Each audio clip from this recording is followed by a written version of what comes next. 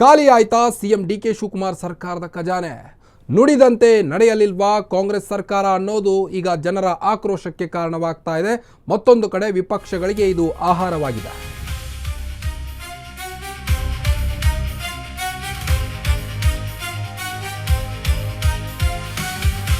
ಖಾಲಿ ಆಯ್ತಾ CM DK Shivakumar ಅವರ ಸರ್ಕಾರದ ಖಜಾನೆ ಅನ್ನೋದು ಸದ್ಯದ ಪ್ರಶ್ನೆ. ಈಗ ನುಡಿದಂತೆ ನಡೆಯಲಿಲ್ವಾ ಕಾಂಗ್ರೆಸ್ ಸರ್ಕಾರ ಅನ್ನೋ ಪ್ರಶ್ನೆ ಎದ್ದಿದೆ.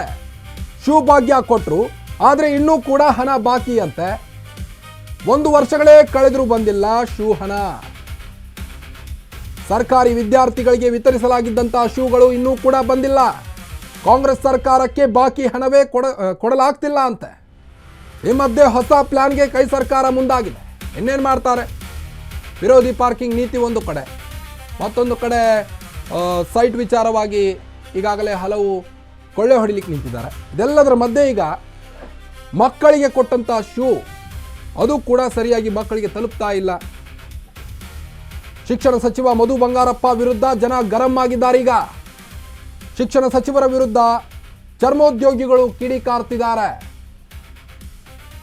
1 ವರ್ಷಗಳೇ ಕಳೆದರೂ ಇನ್ನೂ ಕೂಡ ಶೂ ಹಣ ಬಂದಿಲ್ಲ ಅಂತೆ.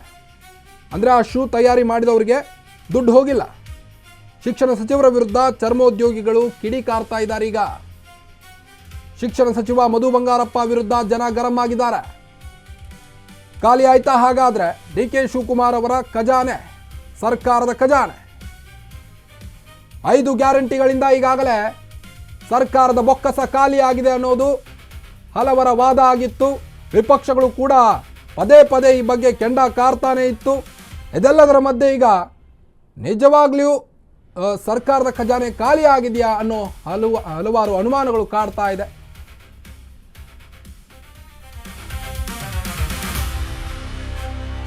ದೆಹಲಿಯ ಎಂಎನ್ಸಿಗೆ ಶೂ ವಿತರಣೆ ಟೆಂಡರ್ ನೀಡಲಾಗಿತ್ತು.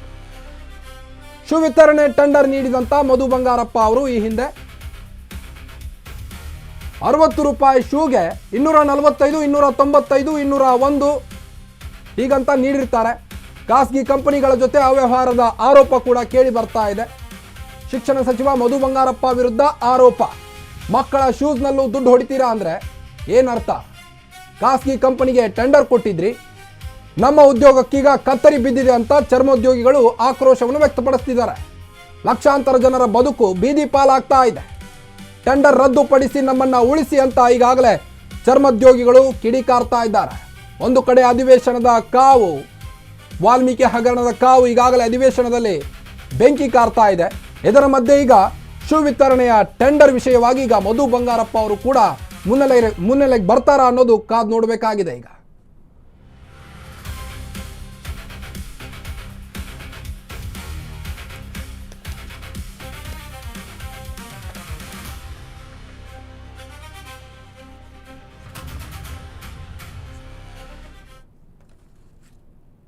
ಒಂದು ಅರ್ಥ ಮಾಡ್ಕೋಬೇಕಾಗಿದೆ. ಮತ್ತು ಸರ್ಕಾರದ ಯೋಜನೆಯಲ್ಲಿ ಇದೊಂದು ಶಿವಭಾಗ್ಯ ಯೋಜನೆ ಒಂದು ದೊಡ್ಡ ಮಹತ್ವಾಕಾಂಕ್ಷಿ ಯೋಜನೆ. ಈ ಯೋಜನೆಯಲ್ಲಿ ಕಳೆದ 2025-26ನೇ ಸಾಲಿನಲ್ಲಿ ಶಿವಭಾಗ್ಯ ಕಳೆದ 118 ಕೋಟಿ ರೂಪಾಯಿ ಸರ್ಕಾರ ರಿಲೀಸ್ ಆಗಿತ್ತು. ಆ ರಿಲೀಸ್ ಆದಂಥ ಹಣವು ಸಹಿತ ಸರಿಯಾಗಿ ಮುಟ್ಟಿಸಲಿಲ್ಲ.